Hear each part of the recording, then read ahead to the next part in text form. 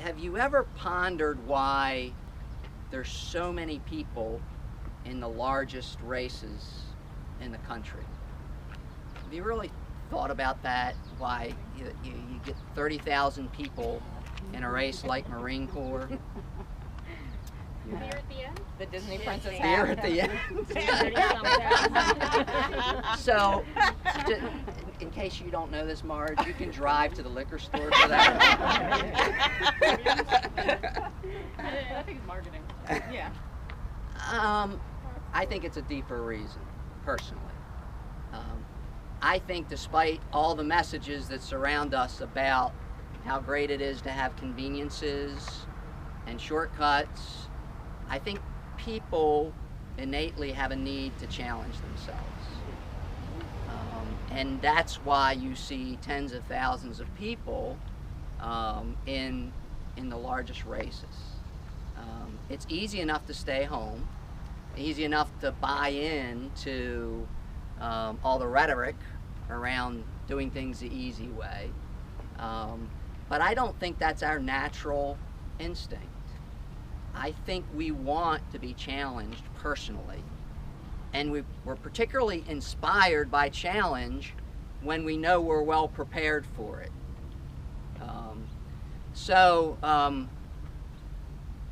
My advice to all of you early on in this program is to think about how you want to challenge yourself this season.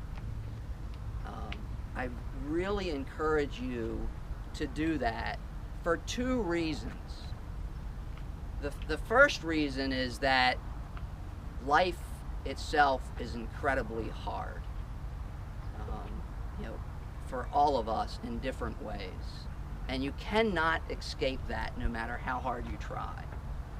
And when you challenge yourself with something like running, you have a modicum of control around it, and you can learn how to deal with challenges on your own terms so that when life really throws stuff at you, you're better prepared to deal with it. You've developed yourself in ways that you can. That's one reason. The other reason is that based on my experience and having lived this runner's life, I found that pretty much all principles of success are the same. If you want to achieve something in your career and you really thought about what it takes to do that, those principles that you outline in all likelihood will be very similar to the principles that you need to do to reach running goals. And so by developing yourself in that way as a runner, you better prepare yourself to meet your other life goals. So most of you, people that have been through seasons recently, have heard me speak about a book called Elite Minds. And it's written by a psychologist who deals with performance. And you've heard these conversations in the past about what percentage of performance is physical versus mental. Have you ever been in one of those conversations? His argument is that performance is 100% mental. Now, his argument is interesting in the perspective he's coming from, but he makes the argument because he says the body only does what the mind tells it to do.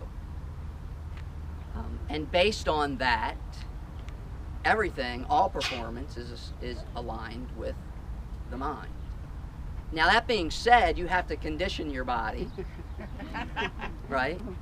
To prepare yourself for what you want it to do.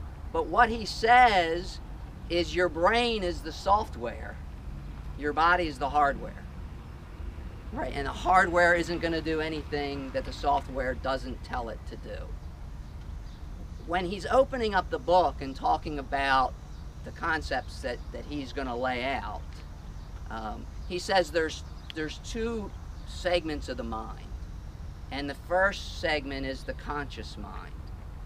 It's the thing It's the section of the mind we use to think, to solve problems. And the other component of the mind is the unconscious mind. It's what we believe, basically. It's the things that we believe. It's the underlying things that impact how we react to things. And he would argue how we perform. And he also says that almost all the time, it's the unconscious mind that's in control of the body, not the conscious mind.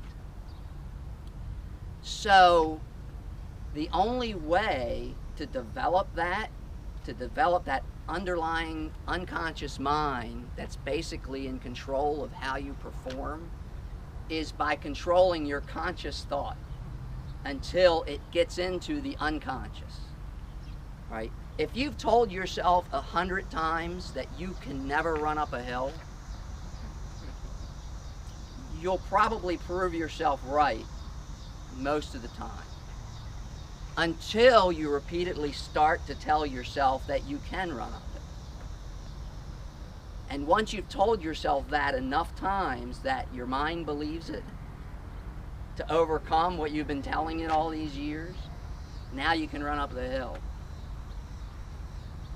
Okay, so one of the things I said early on, and I'm starting to say early on in all these training sessions, is that the physical preparation is the easy part.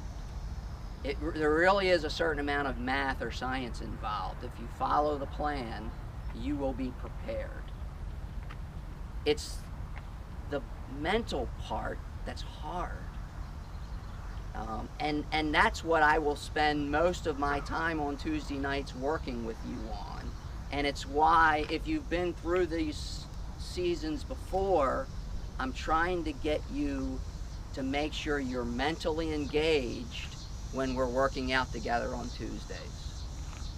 Because what we're doing while we're developing our bodies is also developing your mind in a way that ultimately removes the barriers that might keep you from doing what you want to do, whether you know it or not.